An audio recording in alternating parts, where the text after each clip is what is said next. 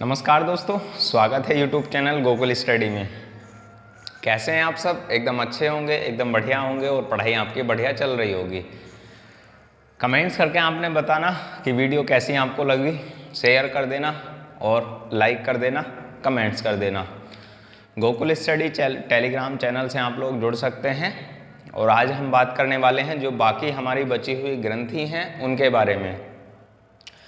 कौन कौन सी ग्रंथि बची हैं और कहाँ तक हमने की हैं उससे नेक्स्ट हम करेंगे। आप लोग देखना कौन सी ग्रंथि लास्ट हमने पैराथायराइड ग्रंथि की थी, आज उससे हम आगे की बात करेंगे। तो ध्यान से आप लोग बोर्ड पर देखना और समझना उनको। तो आज हम पढ़ते हैं कौन सी ग्रंथि नेक्स्ट, थाइमस ग्रंथि के बारे में। थाइमस ग्रंथि होती क्या है उसके संबंध में हम पढ़ते हैं। क्या सवाल बनेंगे, कौन सा हार्मोन निकलता है, किस तरीके से एग्जाम में क्वेश्चन बनते हैं। तो ध्यान से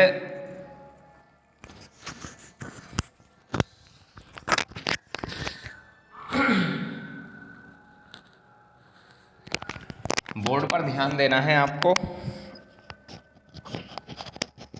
और पढ़ते हैं अब थाइमस ग्रंथि के बारे में। थाइमस ग्रंथि होती क्या है, इसको Gokul study Telegram channel, Facebook page कहीं भी आप लोग जुड़ सकते हैं। थाइमस ग्रंथि, थाइमस ग्रंथि की बात की जाए तो सबसे पहला पॉइंट है होती कहाँ पर है थाइमस ग्रंथि और कौन से हार्मोन निकलते हैं। ये सवाल एग्जाम में बनते हैं और उसके बाद कार्य क्या है ये एग्जाम में बनता है इसका सवाल। तो लिखेंगे यहाँ थाइमस ग्रंथि यह है उरोस्थि के पीछे स्थित होती है, पीछे स्थित होती है। उरोस्थि को क्या बोलते हैं हम, उरोस्थि क्या भाग है हमारा या कौन सी शरीर का कौन सा भाग है। तो जो हमारी सामने वाली अस्थि जिसे छाती की अस्थि हम बोलते हैं उसको बोलते हैं हम उरोस्थि। और सीधे ही छाती की बोन उरोस्थि या फिर स्टर्नम इसके पीछे स्थित होती है हमारी थाइमस ग्रंथि। ये बात मैंने अस्थियों में आपको बताई है कि उरोस्थि कौन सी होती है। जो पसलियाँ होती है ना सीधे सीधे जो जिस बोन से आकर जुड़ती हैं उसको हम बोलते हैं उरोस्थि। तो इसको दूसरा नाम इंग्लिश में क्या होता है, नाम ये भी आ जाता है स्टर्नम के पीछे स्थित होती है। अब बात हमारी आती है इसका कार्य क्या है। तो इसका कार्य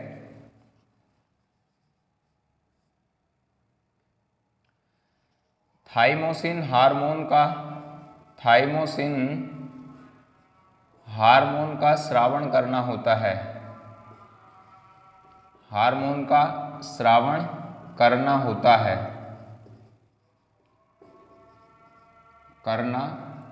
है।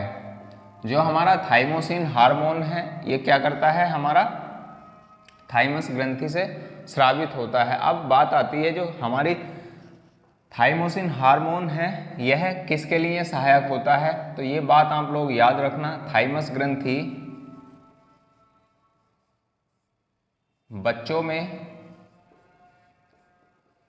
अधिक सक्रिय होती है, अधिक सक्रिय होती है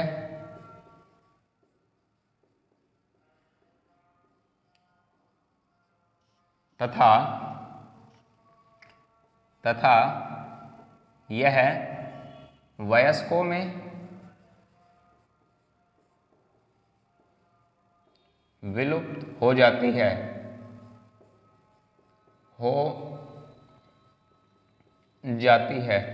अब यहाँ से बात आती है कि बच्चों में अधिक क्यों सक्रिय होती है और वयस्कों में समाप्त क्यों हो जाती है। तो ध्यान से आप लोग समझना इस पॉइंट को। जो हमारे नॉर्मल बच्चे होते हैं तो बच्चों में यह ग्रंथि लिम्फोसाइट का निर्माण करती है, लिम्फोसाइट का निर्माण करती है,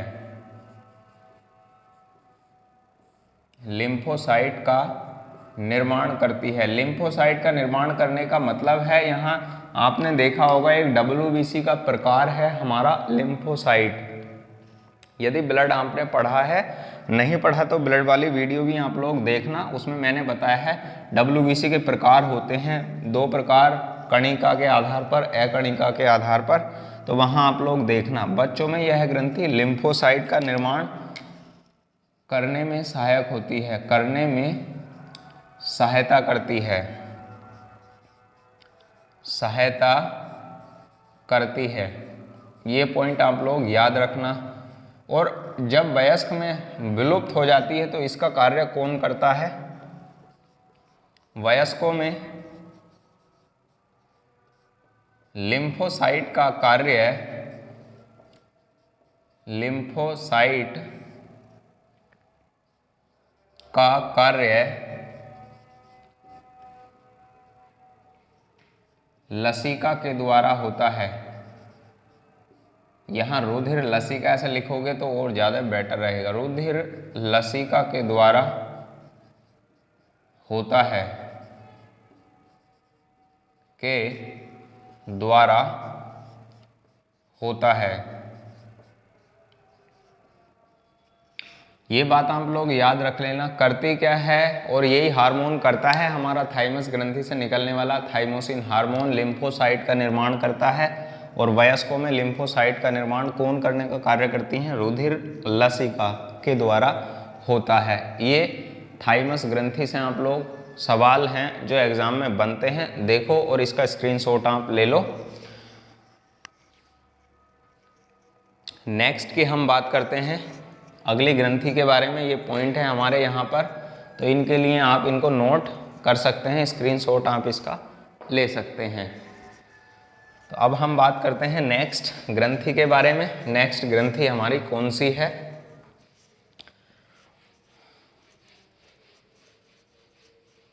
अगली ग्रंथि हमारी आती है पीनियल ग्रंथि। कौन सी ग्रंथि आती है? पीनियल ग्रंथि। जो भी नंबर हो आप लोग देखना इसको, कौन सा नंबर है ये। कल लास्ट की वीडियो हुई थी उसमें देखना आप, उससे कंटिन्यू आप लोग लिखना पीनियल ग्लैंड। यहाँ हम बात करें पीनियल ग्रंथि से तो सबसे पहला भाग क्या है या पॉइंट क्या होता है इसके बारे में, यह होती कहाँ पर है, तो ध्यान से आप लोग समझना। यह है मस्तिष्क के पास, मस्तिष्क के पास स्थित होती है, पास स्थित होती है। और मस्तिष्क के पास होने का मतलब कहाँ पर है? पीयूष ग्रंथि के, पीयूष ग्रंथि के पास होती है। पीयूष ग्रंथि से कौन से हार्मोन निकलते हैं ये मैंने आपको बता दिए थे, तो ध्यान से आप लोग वहाँ उनको पढ़ना। नेक्स्ट हम बात करें पीनियल ग्रंथि के संबंध में, तो पीनियल ग्रंथि के हम इसे शरीर की जैविक घड़ी भी कहते हैं, जैविक घड़ी भी कहते हैं।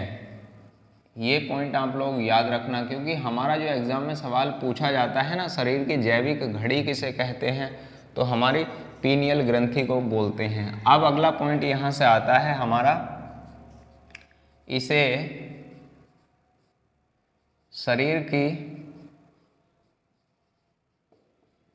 तीसरी आंख भी कहते हैं, तीसरी आंख भी कहते हैं। ये भी ठीक पॉइंट है, अच्छे बढ़िया बढ़िया पॉइंट हैं जो एग्जाम में पूछे जाते हैं। अगला पॉइंट की मैं बात करूं यहाँ से, तो अगला पॉइंट हमारा आता है, यह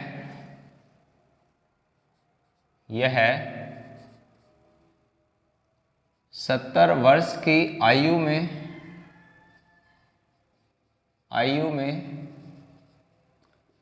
या इससे ऊपर की आयु में, 70 वर्ष की आयु में या इससे ऊपर की आयु हो जाने पर इसका प्रभाव इसका प्रभाव समाप्त होने लगता है, समाप्त होने लगता है। ये पॉइंट भी आप लोग याद रख लेना, क्योंकि इसका जो जब हमारी अबाउ या 70 से अबाउ ईयर एज हो जाएगी तो वहाँ इसका इफेक्ट क्या होने लग जाता है, कम होने लग जाता है। ये पॉइंट भी आप लोग ध्यान रख लेना। अब हम बात करते हैं इससे कौन कौन से हमारे हार्मोन निकलते हैं। तो ध्यान से इनके पॉइंट लिखना आपको। इनसे निकलने वाले हार्मोन, इससे निकलने वाले हार्मोन की मैं बात करूं तो कौन से हार्मोन इससे निकलते हैं, तो ध्यान से आप लोग समझना। पहले हार्मोन का नाम है सेरोटोनिन हार्मोन। क्या नाम है? Serotonin hormone.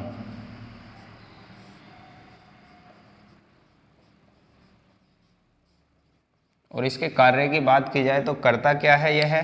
तो यह है ब्लड प्रेशर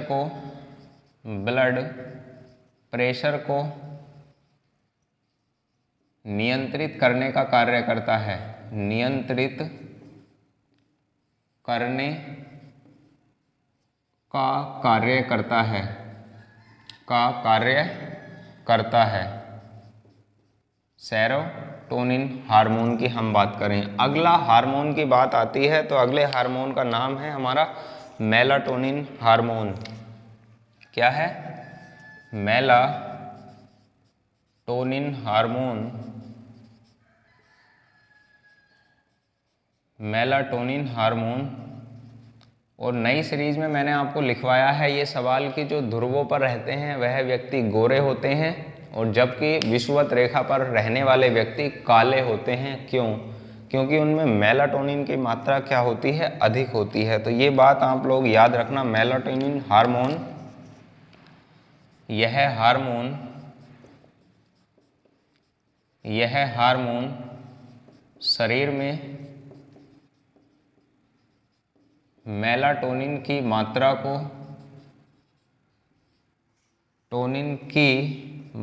को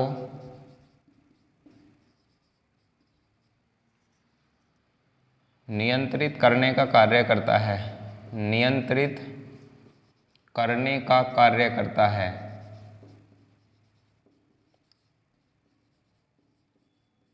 ये पॉइंट भी आप लोग याद रखना। और एक बढ़िया पॉइंट है, यहाँ नज़र नहीं आया सर, नज़र आ रहा है? तो यहाँ लिखना है, इधर देखो, यह ग्रंथि, इधर लिखना है। इसके बाद आपको ये पॉइंट, यह ग्रंथि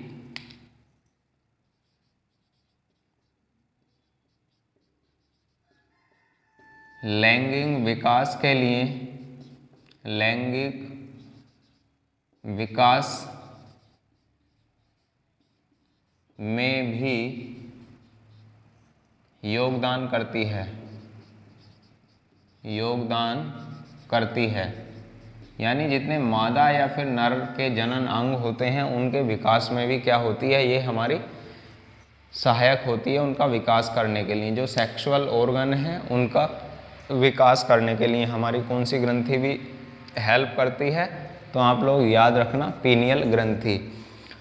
इसका स्क्रीनशॉट आप लोग ले सकते हैं। फिर हम नेक्स्ट की बात करते हैं। अगली ग्रंथि एड्रिनल या फिर अधिवृक्क ग्रंथि। क्या होती है अधिवृक्क, उसके बारे में तो लिखेंगे। इसका स्क्रीनशॉट आप लोग ले लो, और लिया होगा आपने। स्क्रीनशॉट क्या, बार बार नोट्स बनाएंगे तो ही बेटर है आपके लिए। नेक्स्ट हम बात करते हैं अधिवृक्क या फिर एड्रिनल ग्रंथि के बारे में। एड्रिनल ग्रंथि का क्या काम होता है उसके पॉइंट के बारे में हम समझेंगे। कौन से हार्मोन इससे निकलते हैं? एड्रिनल ग्रंथि से। तो ध्यान से आप लोग समझना,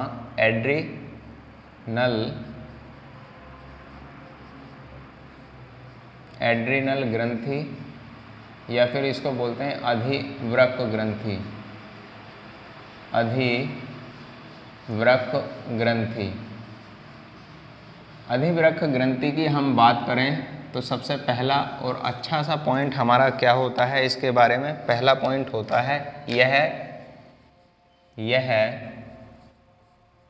दोनों किडनियों के, दोनों वृक्कों के ऊपर एक एक होती है, एक एक होती है। यानी जो हमारी किडनियां होती हैं, किडनी के एक एक होती है, उनके ऊपर किडनी बोलते हैं इसको, किडनी। यह दोनों वृक्कों के ऊपर एक एक होती है। अब हम बात करें किसके संबंध में, एड्रिनल यानी अधिवृक्क ग्रंथि के बारे में। अगला पॉइंट हमारा यहाँ से आता है, इसके दो भाग होते हैं, दो भाग होते हैं। कौन कौन से भाग हैं? दो भाग। एक तो हमारा होता है मेड्यूला कॉर्टेक्स, मेड्यूला कॉर्टेक्स, अधिवृक्क कॉर्टेक्स, अधिवृक्क कॉर्टेक्स, कॉर्टेक्स, और दूसरा नाम आता है अधिवृक्क मेड्यूला। अधिवृक्क मेड्यूला की हम बात करें तो ये कौन सा भाग होता है हमारा? सेकंड भाग होता है। इसके दो भाग होते हैं, अधिवृक्क कॉर्टेक्स और अधिवृक्क मेड्यूला। अब हमारी बात आती है कि इनका कोई मुख्यतः कार्य होता है, तो बिल्कुल कार्य होता है। तो ये आप लोग ध्यान रखना, अगले पॉइंट से आप लोग समझ लेंगे कि जो हमारा अधिवृक्क कॉर्टेक्स है, अधिवृक्क कॉर्टेक्स भाग, कॉर्टेक्स भाग, इसका बाहरी भाग होता है, बाहरी भाग होता है। और दूसरे की मैं बात करूं यहां पर, अधिवृक्क मेड्यूला, अधिवृक्क मेड्यूला, इसका केंद्रीय भाग होता है, केंद्रीय भाग होता है। ये पॉइंट आप लोग याद रख लेना, जो एग्जाम में नॉर्मल पूछे जाते हैं। अब हमारी बात आती है किसके संबंध में, यह करती क्या है? तो इससे ध्यान से आप लोग समझना, इससे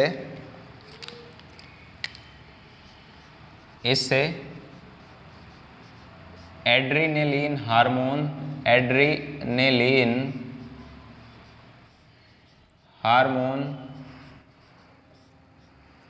स्रावित होता है, स्रावित होता है।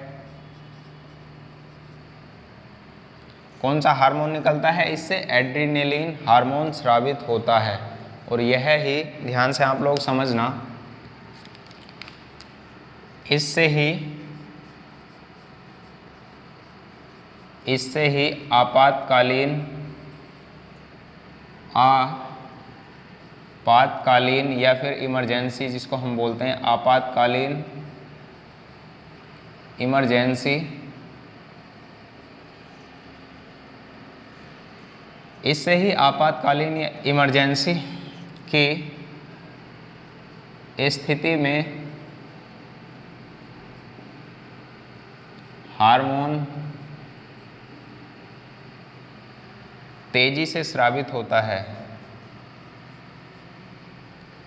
तेजी से स्रावित होता है,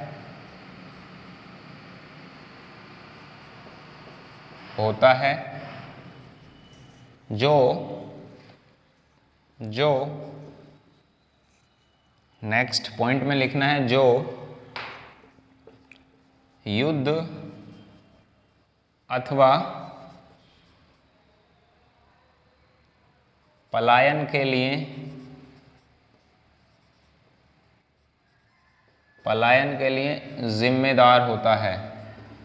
इसका मतलब यहाँ पर क्या है, या तो आप लड़ जाओ या फिर आप लोग भाग जाओ। तो यहाँ आपातकालीन की स्थिति में कौन सी हमारी ग्रंथि एकदम एक्टिव हो जाती है, तो आप लोग याद रखना हमारी एड्रिनल या फिर अधिवृक्क ग्रंथि तुरंत ही एक्टिव हो जाती है। अब यहाँ से पॉइंट आते हैं, इसे ही यहाँ लिखना आप लोग, इसे ही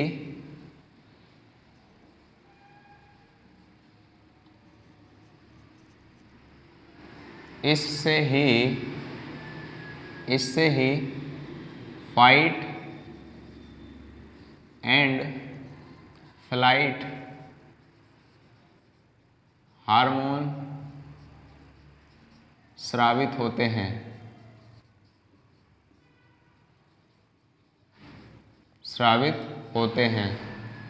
और यहाँ नाम आता है लड़ो उड़ो हार्मोन, इसको भी हम कहते हैं। क्या नाम देते हैं? लड़ो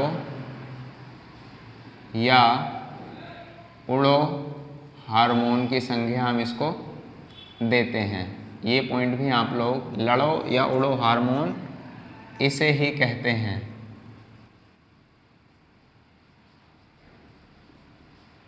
एग्जाम में सवाल पूछा जाएगा फाइट एंड फ्लाइट हार्मोन किस ग्रंथि से स्रावित होता है, तो वहाँ आपका आंसर होगा एड्रेनिल। आपातकालीन स्थिति में कौन सी ग्रंथि एक्टिव हो जाती है, तो आपका आंसर होगा एड्रेनलिन। अब अगले की हम बात करें और इसे हम क्या बोलते हैं, तो इसे 4S ग्रंथि भी कहते हैं। तो आप इसका स्क्रीनशॉट लो इतने का, फिर उसके बाद हम नेक्स्ट की हम बात करते हैं। स्क्रीनशॉट आप लो इसका। अब हम बात करते हैं, इसे 4S ग्रंथि भी कहते हैं। 4S ग्रंथि का मतलब क्या है, कौन सी हमारी 4S ग्रंथि हैं और इसका क्या अर्थ है, तो ध्यान से आप लोग समझना क्या है 4S का मतलब। तो पहला पॉइंट यहाँ से आता है 4S के संबंध में। पहला पॉइंट है शुगर मेटाबॉलिज्म। क्या बोलते हैं उसको? Sugar metabolism. Sugar metabolism. और शुगर मेटाबॉलिज्म का अर्थ होता है शर्करा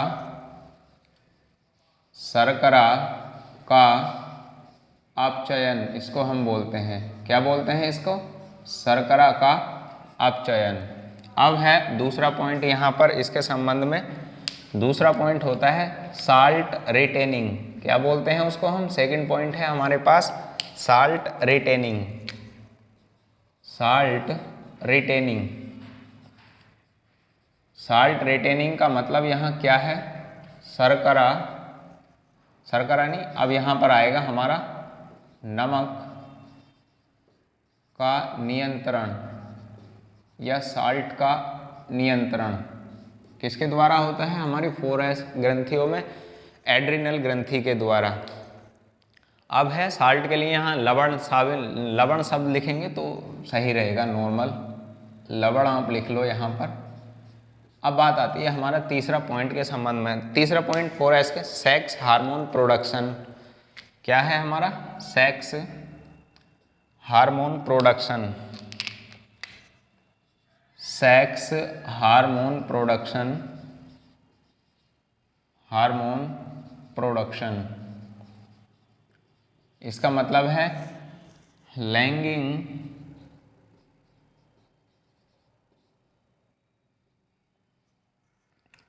हार्मोन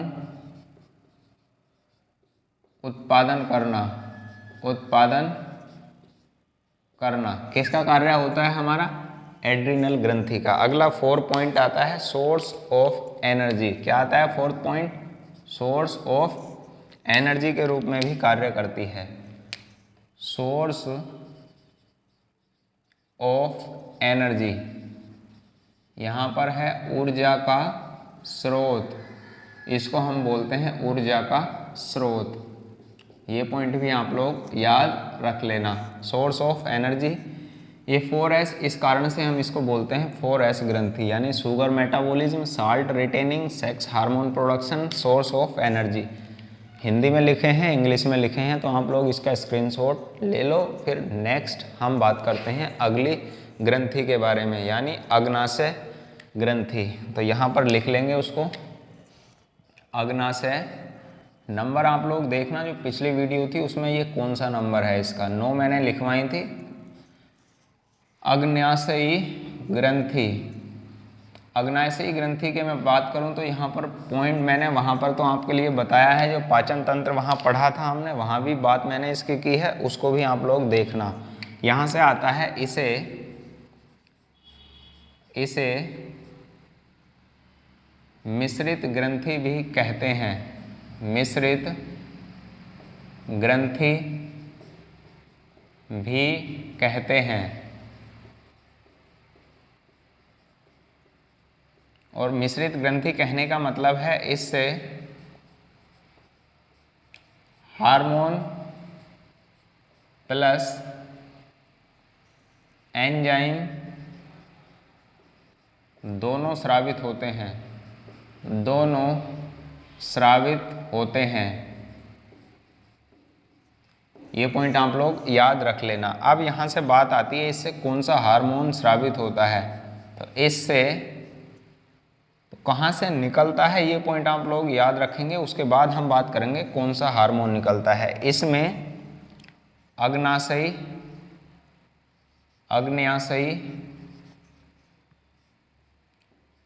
कोशिकाओं की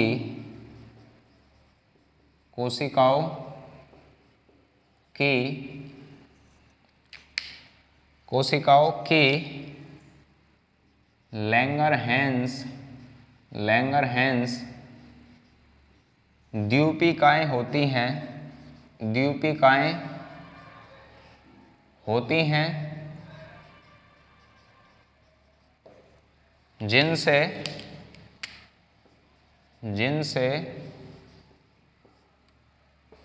इंसुलिन हार्मोन स्रावित होता है। इंसुलिन हार्मोन स्रावित होता है।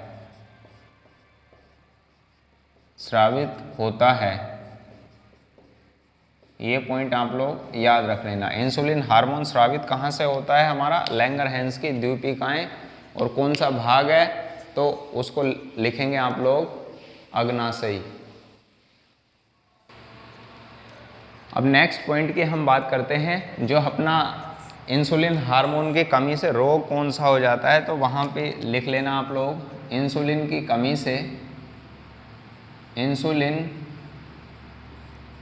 कमी से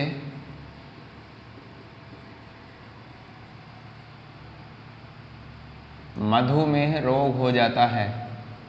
मधुमेह रोग हो जाता है।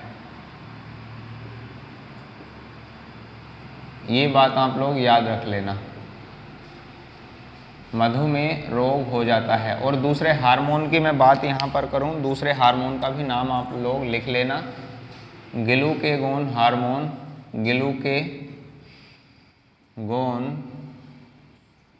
हार्मोन इससे ही स्रावित होता है। इससे ही स्रावित होता है। और करता क्या है ग्लूकेगोन हार्मोन, तो इसका कार्य लिख लेना। इसका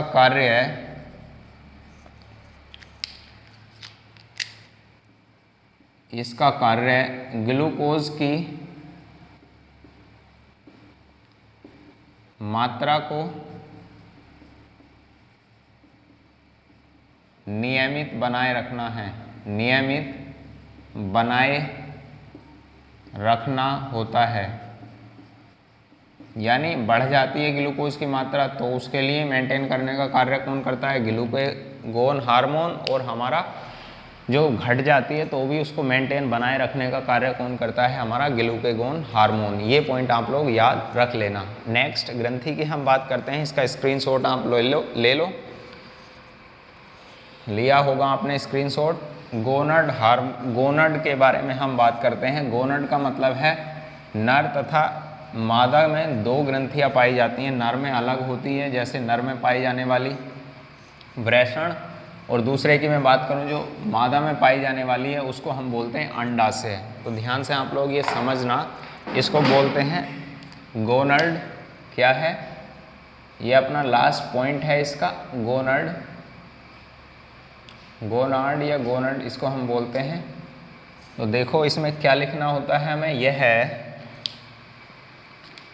यह नर तथा मादा की मिश्रित ग्रंथि होती है, मिश्रित ग्रंथि होती है, ग्रंथि होती है। और यहाँ हम बात करें मिश्रित ग्रंथि होने का अर्थ क्या है कि जो हमारे पुरुष होता है या फिर नर होता है, तो नर में ये पॉइंट याद रखना आप लोग, नर में वृषण होता है, वृषण होता है। और वृषण के बारे में क्या क्या पॉइंट हमारे बनते हैं उनको आप लोग देखना ध्यान से। वृषण की हम बात करते हैं, और जबकि मादा की हम बात करें तो मादा में अंडाशय होता है, अंडाशय होता है। ये पॉइंट आप लोग याद रखना। वृषण के बारे में हम बात करते हैं, वृषण क्या है और कौन सा हार्मोन इससे निकलता है। वृषण की मैं बात करूं तो यह है, क्या है, तो यह है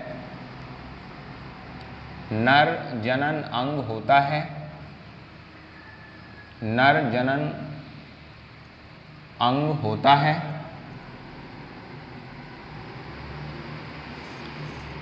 इसकी कोशिकाओं से ही, इसकी नेक्स्ट पॉइंट बना के लिखना आप लोग, इसकी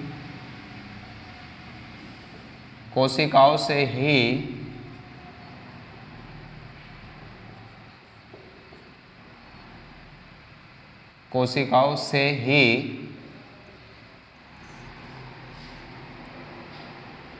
शुक्राणु का निर्माण होता है, शुक्राणु का, स्पर्म बोलते हैं इसको इंग्लिश में, स्पर्म, शुक्राणु का निर्माण होता है।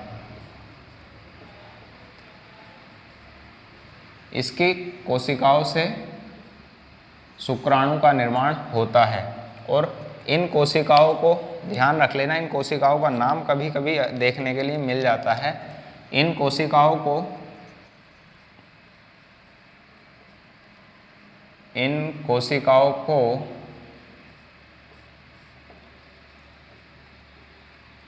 लीडिंग कोशिका कहते हैं, लीडिंग कोशिका कहते हैं। ये पॉइंट भी आप लोग याद रख लेना। क्या, कौन सी कोशिकाएं कहते हैं? लीडिंग कोशिकाएं कहते हैं। अब बात आती है इससे कौन सा हार्मोन निकलता है। वृषण से टेस्टोस्टेरोन हार्मोन स्रावित होता है,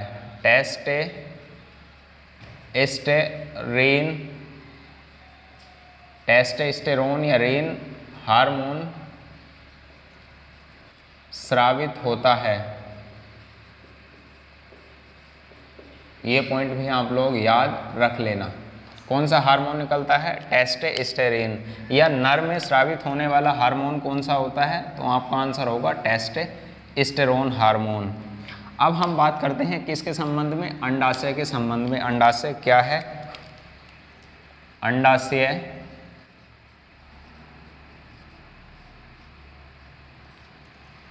तो ये बात आप लोग याद रखना, मादा में सबसे बड़ी कोशिका होती है, मादा में सबसे बड़ी कोशिका होती है। और जब मैंने कोशिका वाला चैप्टर आपको पढ़ाया था तो वहाँ पर नाम आरबीसी लिखवाया है, तो वहाँ अंतर आप लोग देखना। यदि कंबाइंड की बात की जाए तो कौन सी कोशिका होती है बड़ी, और यदि बात की जाती है ओनली मादा की तो वहाँ मादा में कौन सी है सबसे बड़ी कोशिका? तो आंसर वहाँ आपका होगा अंडाशय सबसे बड़ी कोशिका है। अब अगला पॉइंट इसके बारे में याद आपको क्या रखना है? अगला पॉइंट आपको याद रखना है, इससे दो हार्मोन स्रावित होते हैं। क्या हैं? इससे दो हार्मोन स्रावित होते हैं, हार्मोन स्रावित होते हैं। और 2 हार्मोन कौन कौन से हैं उनका नाम आप लोग याद रख लेना। एक तो नाम है स्टेरिन हार्मोन और एक नाम है हमारा प्रोजेस्टेरोन। क्या नाम है? एक तो है एस्ट्रोजन, ये नाम लिखना। इससे 2 हार्मोन स्रावित होते हैं,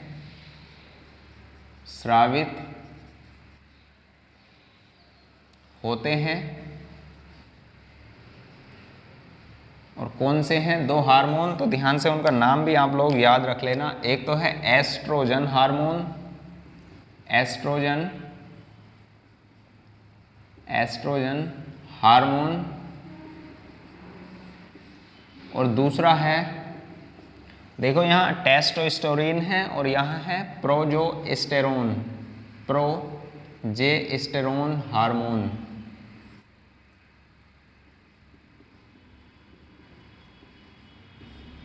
किससे निकलते हैं ये? तो मादा में निकलते हैं ये। और कौन सी ग्रंथि है? अंडाशय। और यह है, इनका कार्य है, यह है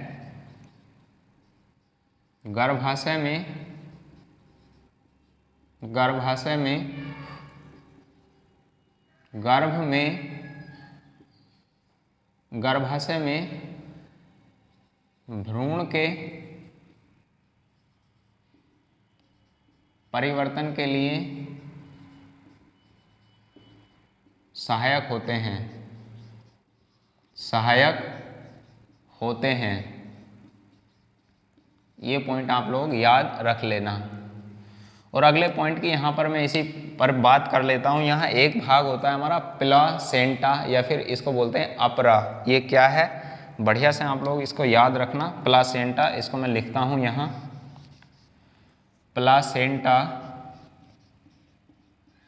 प्लासेंटा, और इसको बोलते हैं अपरा, हिंदी में अपरा। तो ध्यान से क्या काम है इसका, तो ये याद रखना है आपको। इसका कार्य है, या इसकी सहायता से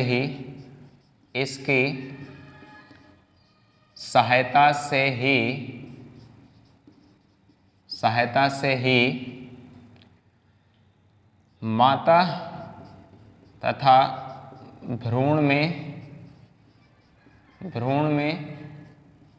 भोजन का आदान प्रदान होता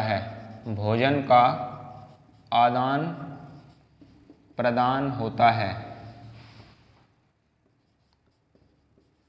तो वहाँ बात की जाती है किसकी सहायता से भ्रूण को भोजन प्राप्त होता है? तो अपरा या फिर प्लासेंटा की सहायता से भ्रूण भोजन प्राप्त करता है। आपने देखा होगा जब एक भ्रूण का जन्म होता है, बच्चे का जन्म होता है, तो उसके बाद एक कार्ड देते हैं, जो नली होती है, उसी को हम बोलते हैं प्लासेंटा या फिर अपरा।